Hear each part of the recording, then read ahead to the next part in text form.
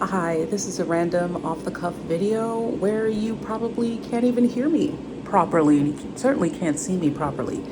I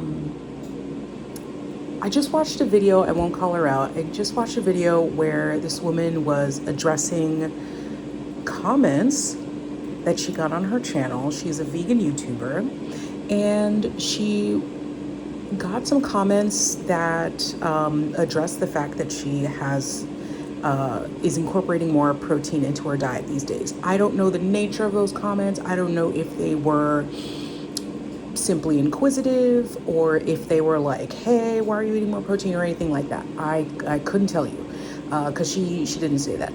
But she did feel compelled to address the fact that she is in fact eating more plant-based protein and than she had before. And it's about how, just trying to see if she would feel better and da-da-da and all that sort of stuff. My hair fryer's done.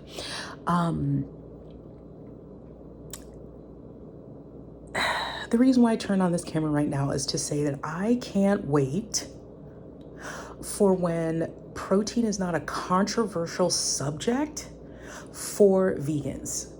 Why is this a controversial, and this is exactly why I'm on here saying high protein this and that all the time, because I can't wait for this to not be an issue where people argue back and forth about it. I honestly, truly, honestly think that this stems from negativity, and this is like a knee-jerk reaction to constantly being asked from omnivores, and the idea that a lot of omnivores think that vegans can't get enough protein, which for a long time they couldn't for specific goals. You know what I mean? You're gonna pull up the 2 or 3 people that have done it. Wonderful, great for you. But guess what? Genetics is a thing. Okay, and drugs are a thing. I'm not saying anyone's on anything, but don't use the 2 or 3 anomalies to erase the facts. I can't wait until we accept general nutrition knowledge that everybody else but a small handful of doctors who are pushing an agenda. You can still have a vegan lifestyle and eat more than the bare minimum of protein. And it doesn't make you a jock. It doesn't make you, which is not bad, by the way, but it doesn't make you a gym bro. It doesn't make you someone who's, too body conscious, or against the fit at every size. And it doesn't say anything more than you are concerned about your nutrition. You're concerned about how well you're going to age. You're concerned about preserving the muscle that you have. And even muscle is like a loaded term for some reason.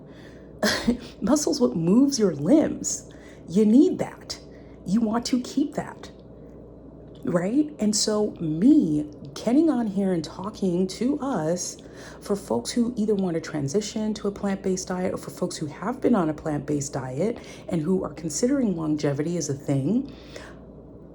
I don't even remember how I started that sentence, but my whole point in harping on that is to encourage us to step away from the emotion of it all. We are making an ethical choice, yes, but that doesn't mean that you have to be on the opposite side of reality just because people are ragging on you about it. The fact of the matter is that most plant-based foods, yes, all of them have protein. You have to, if you are consciously doing this diet and you want to preserve your body composition or improve it, you need to follow the science and do what everyone else is doing. There's no magic that's going to happen. It's the same way if you want to lose weight. Yeah, you got to eat less calories than what you need to maintain your body. The word calorie might make you feel funny. Measuring and all of that sort of stuff might make you feel funny. There are ways around that. There are different tools that you can use to make sure that that's happening. But how you feel about it is not going to change the facts of the matter of what needs to happen for you to lose fat, for example. Okay, so talking your way around protein, how, oh, all plants have protein. Oh, if you just need enough calories, then you're gonna get enough protein. Yeah, to not die, to not get kwashiorkor, which no one's ever heard of because it doesn't happen. Because yes, you can eat enough to survive, but you're not gonna eat enough to thrive or to change your body composition for the better. Period. End of. Stop listening to the 2 doctors that are telling you broccoli has enough protein. Broccoli, throw on a handful of beans and some hemp seeds. Okay, so anyway, if you know the YouTuber I'm talking about, it's literally not a response to her at all, except for the fact that she mentioned something that I've dealt with as well, which is not the hugest thing, but it's just a pet peeve that I have, to the point where I've created a YouTube where I really want to just help people make sense of what's important and what's not. And sometimes I'm nerdy and I get into the minutia and stuff that makes people uncomfortable, but here we are. I didn't intend to, this was literally intended to just give myself a note to make a proper video, but this might be it.